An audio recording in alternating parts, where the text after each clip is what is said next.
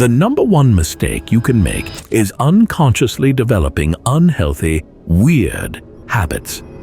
If you've been through narcissistic abuse, these habits can sneak up on you without you even realizing it. It's not your fault. After all, abuse rewires the way you think and react to the world. You might find yourself initially doing things that seem ordinary, but they are a product of the emotional damage left behind. Today, we're going to explore 10 of the strange yet typical things victims of narcissistic abuse do without realizing it. You might even recognize some of these behaviors in yourself. Are you ready for number 1? Excessive fantasizing. When you've been through narcissistic abuse, you might find yourself daydreaming a lot, creating these perfect scenarios or ideal relationships in your mind. It's like an escape, a way to cope with the reality you've been through. According to Dr. Ramani Durvasula, a psychologist who specializes in narcissism, fantasy becomes a safe space when reality has been painful or disappointing. You might not even realize you're doing it, but it can be a form of self-protection where you imagine what you wish life could be rather than dealing with how it is. Listen carefully. To overcome excessive fantasizing, focus on grounding yourself in the present and working through painful emotions with professional guidance. Let's talk about number 2, deflecting compliments. After going through narcissistic abuse, you might notice that when someone compliments you, your first reaction is to brush it off or downplay it. You probably don't even realize you're doing it, but it's because you've been made to feel unworthy for so long. Psychologist Dr. Carol McBride explains that victims of narcissistic abuse often struggle with self-worth. So when someone says something kind, it feels uncomfortable. Instead of accepting it, you might think, "They don't mean that," or "I don't deserve this praise." It's like you've been trained to reject anything positive about yourself. Consider this tip. Practice accepting praise with gratitude and remind yourself that you are worthy of positive recognition. Let's move on to number 3, over-explaining themselves. When you've been through narcissistic abuse, you might catch yourself constantly over-explaining your choices or feelings, even when no one's asking for an explanation. It's like you feel the need to justify everything, because in the past, your thoughts and decisions were always questioned or dismissed. Psychologist Dr. Lindsay Gibson explains that victims of emotional abuse often develop a heightened sense of self-doubt. Hence, you end up defending yourself to seek approval or avoid criticism. You might not realize it, but it's a defense mechanism, a habit from constantly feeling like you have to prove yourself. Remember this: to overcome over-explaining, trust your decisions and remind yourself that you don't need to justify your actions or feelings to others. Now, let's continue to number 4, avoiding new relationships. If you've experienced narcissistic abuse, it's normal to find yourself avoiding new relationships. You might not even realize it, but deep down, you're afraid of falling into the same toxic patterns and getting hurt again.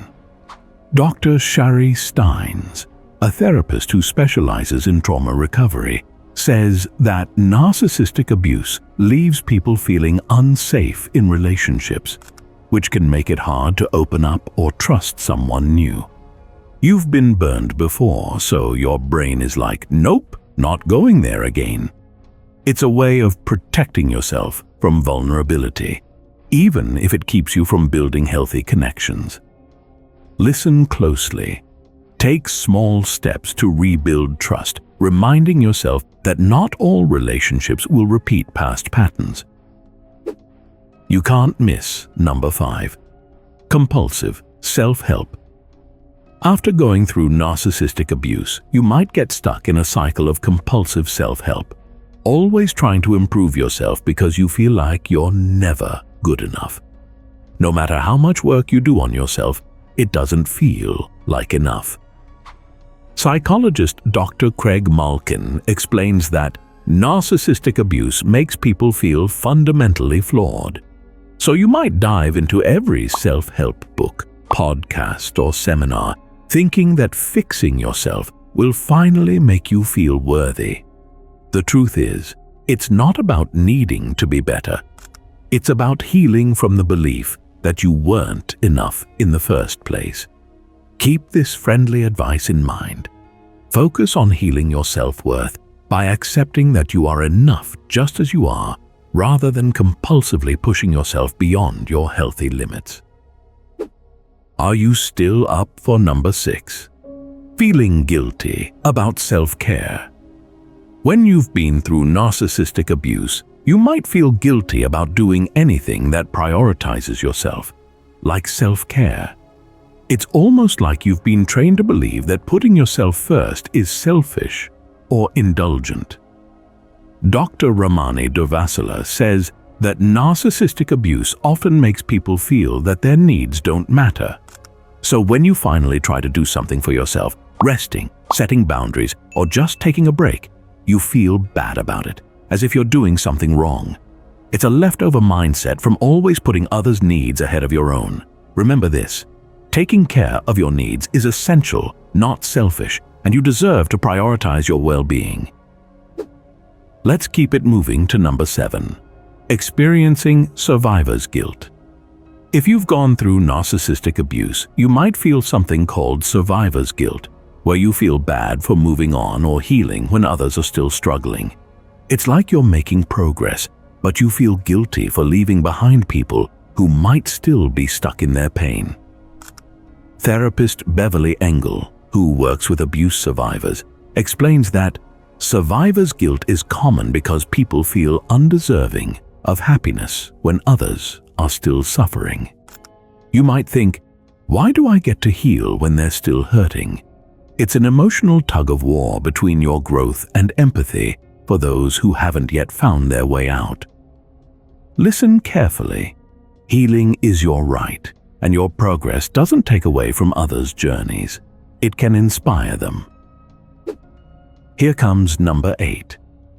Self-sabotaging. When you've been through narcissistic abuse, you might find yourself self-sabotaging without even realizing it. This could look like creating obstacles for yourself, like procrastinating on essential tasks, or giving up on something before you even try. It often comes from low self-esteem, where you don't believe you deserve success. Therapist Shannon Thomas, who specializes in recovery from abuse, says, self-sabotage is a way of protecting yourself from disappointment because you're convinced things won't work out anyway. You might not even notice it, but it's like your brain is trying to prevent you from getting hurt by stopping you from reaching your goals in the first place. To overcome self-sabotage, challenge negative beliefs about your worthiness and take small, proactive steps toward your goals to build confidence in your abilities. Moving on to number 9. Overcompromising. If you've experienced narcissistic abuse, you might find yourself overcompromising in relationships, quickly giving in to avoid conflict and sacrificing your needs and boundaries. As therapist Dr. Nancy Collier explains, people who have been in abusive relationships often struggle to assert themselves because they've learned that their feelings don't matter. This habit can leave you resentful and unfulfilled, keeping you in unhealthy situations. To overcome this, practice asserting your needs and setting boundaries, reminding yourself that your feelings are just as important as anyone else's. Finally, we're down to number 10. Compartmentalizing feelings.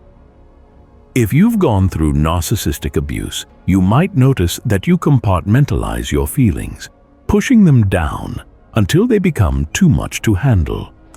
You're so used to hiding your emotions that you suppress them instead of expressing them appropriately. Psychologist Dr. Judith Orloff points out that suppressing feelings can lead to emotional explosions later on. meaning that all those bottled up emotions can eventually spill over, often in unexpected or overwhelming ways. You might suddenly burst into tears or get angry over small things, which can feel confusing. To overcome this, practice expressing your emotions regularly and seek healthy outlets like journaling or talking to someone you trust to prevent buildup. So, there you have it. 10 weird things narcissistic abuse victims do without even realizing it. If some of these behaviors sound familiar, remember that you're not alone and there's nothing wrong with you. These habits are just coping mechanisms your mind developed to survive the abuse. The good news is that once you become aware of them, you can start working on healing and breaking those patterns. It's a process, but recognizing these behaviors is the first step. Be kind to yourself as you move forward, and don't be afraid to reach out for support when needed. Healing takes time, but you're already on the right path.